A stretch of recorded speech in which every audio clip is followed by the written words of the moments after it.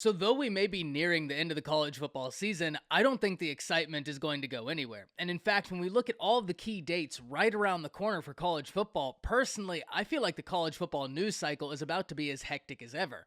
And especially when we tune in to one date in particular, December 5th, the day the transfer portal opens up. We need to break this down because I think we are going to see an absolute avalanche whenever the transfer portal opens up, but we also need to discuss the major implications this carries for recruiting. Before we jump into all of this, y'all know the drill. I need to hear from you. Hop down to the comments, give me a Y for yes or an N for no. Do you believe we're going to see big name players enter the transfer portal this season? And let me know what you're thinking.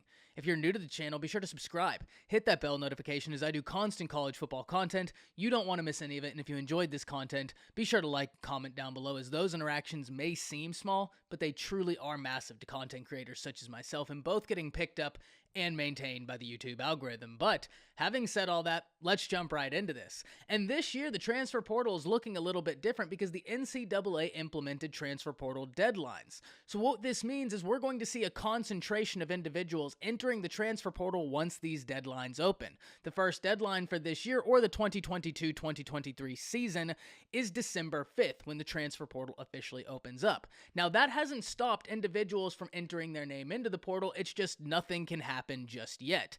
Over the past few weeks, we've seen several big-name prospects enter their name into the transfer portal, including yesterday a former 5-star running back Trey Sanders, who was from IMG and went to the Alabama Crimson Tide, entered his name into the transfer portal. And that was one that stung. Trey Sanders has had such an intriguing career in college football and such a tragic career in college football.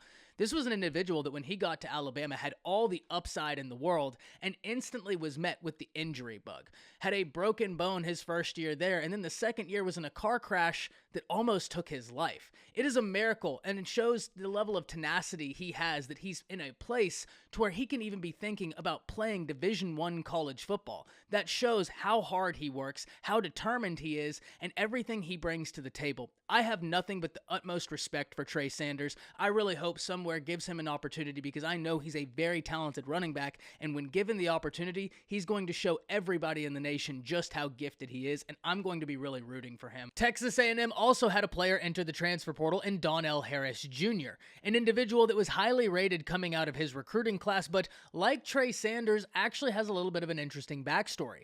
Donnell Harris Jr. medically retired from football before the beginning of this season, but after being cleared to begin playing again, he is going to be testing the transfer portal, and I'm really interested to see where he goes and what kind of impact he's able to make. It's important to note that Harris and Sanders are not the only two individuals that have entered their name into the transfer portal, nor do I expect them to be the last individuals to do so before December 5th gets here.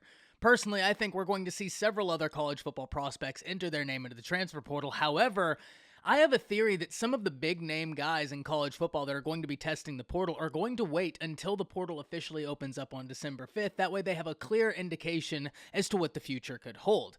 However, Steve Wiltfong made a really interesting point, something we have to discuss. Because the other day, Steve Wiltfong tweeted out how if you're an uncommitted high school prospect, you may need to look into making your decision by December 4th. Because once the transfer portal opens up, all of these institutions are going to be scrambling, trying to get the guys that have entered the transfer portal. Because one thing we've talked about, the transfer portal grants institutions a unique opportunity. The opportunity to get a player that already has college football experience, a player that you know has made the transition successfully from high school football to college football.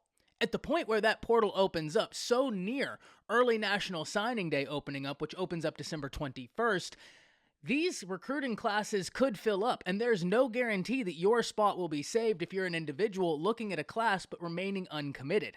This is going to be really interesting to watch.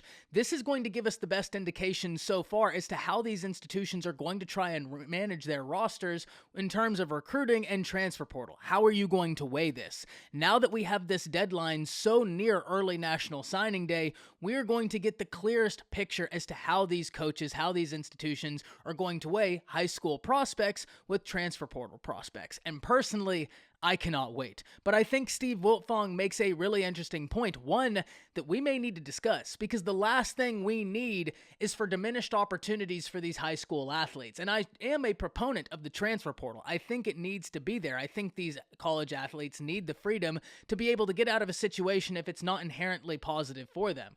However, I do not think that should happen at the expense of a high school athlete looking to make that transition from high school to college. That's where this is going to be super interesting to watch, and I don't have the answers. I just know I can't wait to watch the answers unfold right in front of our very eyes, because it's going to be telling. Recruiting is going to be going wild once early National Signing Day arrives. I have no doubt about that. I am just so interested to see how the opening of the transfer portal on December 5th can affect that. But I'm more interested in hearing from all of you. Hop down to the comments, let me know what you're thinking about this, and let me know, do you believe that the transfer portal opening up so soon before early National Signing Day is going to affect a lot of high school recruits? Let me know what you're thinking. That's it. See ya.